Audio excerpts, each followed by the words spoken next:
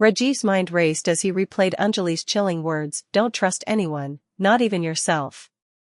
Who was he, and how could he find the answers in a world filled with whispers, shadows, and untold horrors? Determined to uncover the truth, Rajeev revisited the priest. But to his shock, the small temple was eerily silent. The priest, who had spoken with Anjali's voice during the ritual, was missing. His hut was ransacked, with symbols scrawled on the walls in what appeared to be blood.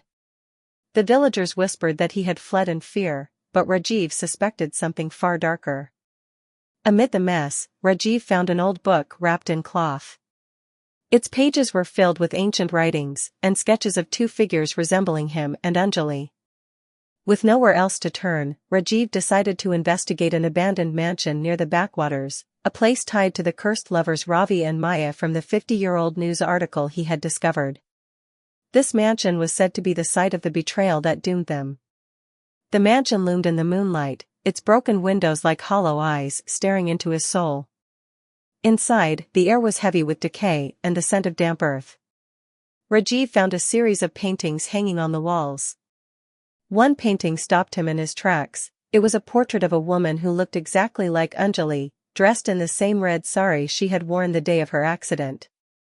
As he examined the portrait, a low whisper filled the room, "Rajeev." He spun around but saw no one. The voice continued, "You shouldn't have come here." Suddenly, the door slammed shut, and the air grew icy. Shadows moved across the walls, and Rajeev saw a figure standing at the end of the corridor. It was a man with piercing eyes, holding a knife. The figure disappeared as quickly as it had appeared. Shaken, Rajeev stumbled upon a journal left in the corner of the room. The handwriting inside matched Anjali's diary. It revealed the truth about Ravi and Maya's betrayal. The journal described a man named Veer, a trusted friend of Ravi, who had killed the lovers out of jealousy. Veer's greed for power had cursed them, binding their souls to the cycle of rebirth. Rajiv's blood ran cold as he realized that this same Veer had been reborn as someone in their current life, someone close to him and Anjali. That night, Rajeev dreamed of Anjali again. This time, she was trapped in a dark room, chained and crying. She whispered, "He's close, Rajeev. Closer than you think. You must find the relic in the mansion. Only then can the cycle be broken." Rajeev woke up and returned to the mansion. Following her clues, he discovered a hidden chamber behind the fireplace. Inside was a locked chest engraved with the same symbols he had seen in the priest's hut. When he opened it, he found an old dagger and a locket containing a photo of Ravi and Maya.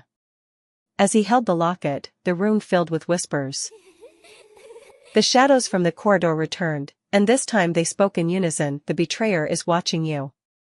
Rajeev, clutching the dagger, returned home only to find his closest friend, Kiran, waiting for him. Kiran had been his confidant through Anjali's disappearance. But something about Kiran's calm demeanor unsettled Rajeev. Kiran smiled and, "You've been digging too deep, haven't you? Some things are better left buried." Rajeev froze. The words mirrored the priest's warning. Before he could respond, Kiran's eyes glinted unnaturally, and his voice dropped to a chilling tone. "Do you really think you can save her, Rajeev? This time, I'll make sure neither of you escapes." Kiran lunged at Rajeev, but the dagger in Rajiv's hand began to glow. It burned Kiran's skin, forcing him to retreat. Shadows swirled around Kiran, forming a dark, monstrous shape. "You've only delayed the inevitable," Kiran hissed before disappearing into the darkness. Rajeev, now terrified but resolute, realized the dagger was their only hope. He had to use it to free Anjali's soul and end the curse. But how? And who else could be involved in this twisted game of love and betrayal? As Rajeev prepared for the next step, his phone buzzed. This time, it wasn't Anjali's name on the screen, but a number he didn't recognize. When he answered, a voice spoke, "You've found the dagger, haven't you? Meet me at the temple by sunrise. I'll tell you the truth about your past, and hers."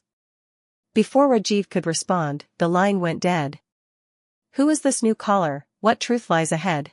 And will Rajeev finally be able to break the cycle, or will history repeat itself? Stay tuned for the next chapter of this haunting tale.